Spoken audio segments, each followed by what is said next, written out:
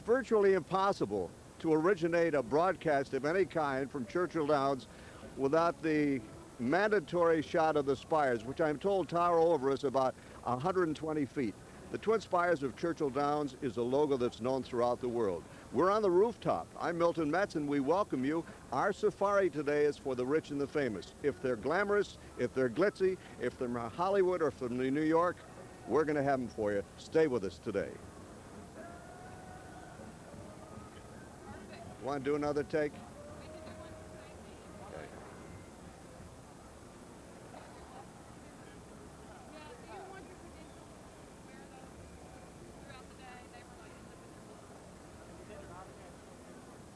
I don't mind.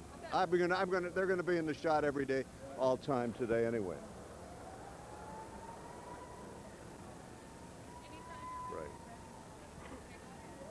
It's hardly possible to do a broadcast.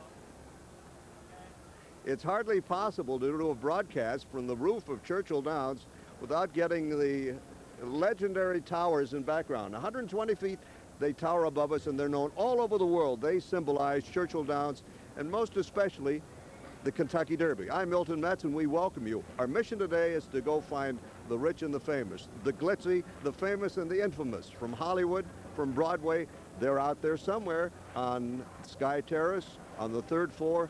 Wherever they are, we're going to find them, do an interview with them, so stay with El Mezzo for that excitement.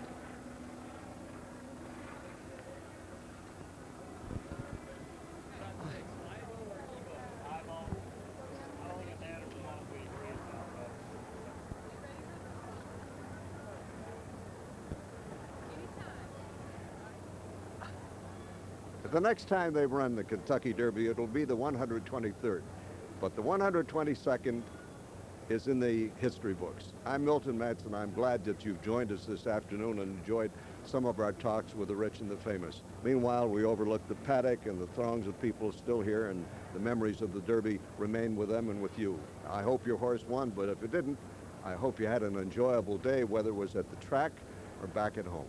Thanks for joining El Mezzo. We'll see you next time.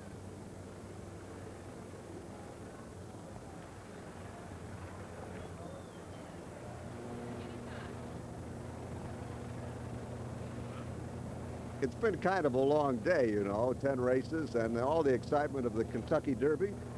I'm Milton Metz, and thank you very much for being with us today as we've talked with the rich and the famous. Some have some interesting things to say, others are just glitzy, but it's always nice to have the celebrities on. Right now we're overlooking the paddock and where they saddle the horses and well, let's do this again.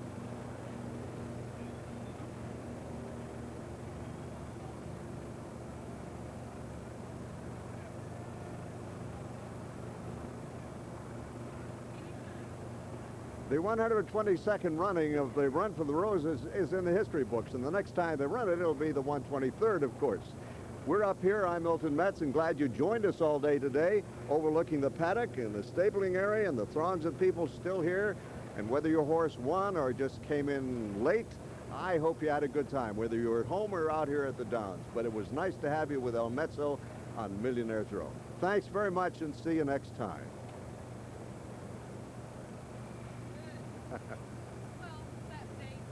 Okay.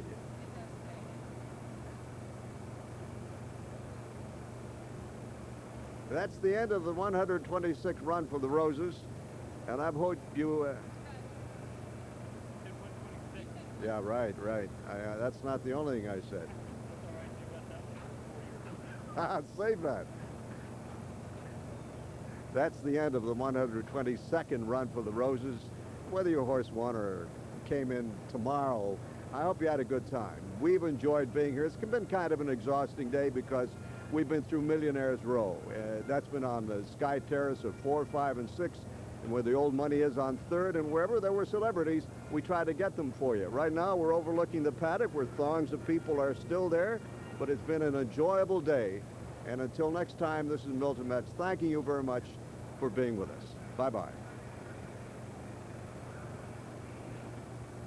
Okay. Right. 3, 2, 1. Well, this is not Millionaire's Row, but I've got a guy who works like a millionaire. That's Jim McKay ABC, the winner of no less than 13 Emmys, more than any other human being on the planet. And once again, he's going to be a key figure on the ABC coverage today. Jim, I know you come to each assignment as a brand new chapter, don't you? Yeah, even though this is, what, the 22nd year I've been talking to you like this, one way or another. Well, they've moved my position this year. Instead of starting out in the winner's circle, I'm going to start out down on the first turn. They've got a beautiful shot down there.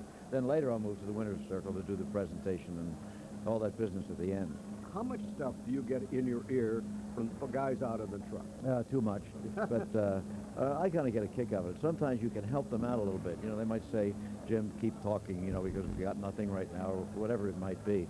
And after doing it for, you know, almost 50 years, it's not hard to do. Yeah, but you're not a Johnny-come-lately with horses. You have some of your own over the years. From time to time. We're in the breeding and racing business on a very modest basis. Like right now, we have one 2-year-old in training, but he's by broad brush. He's a great sire, so we have some hope. And hope is what this business is all about. And luck, too. Yeah. When you get back home, do you run your tapes back? Do you do a critique on yourself? Not too often. I save the Kentucky Derby tapes, and once in a while, for some reason, I'll look at them for fun. But you know, you move on to the next thing. I'm not looking for a compliment for our state, but how do we figure in McKay's plans? How do you like us? The Kentucky Derby is my favorite event. There's no question about that.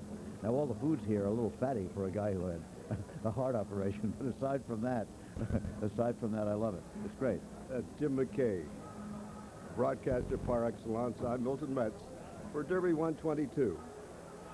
For your Derby station, 84 WHAS.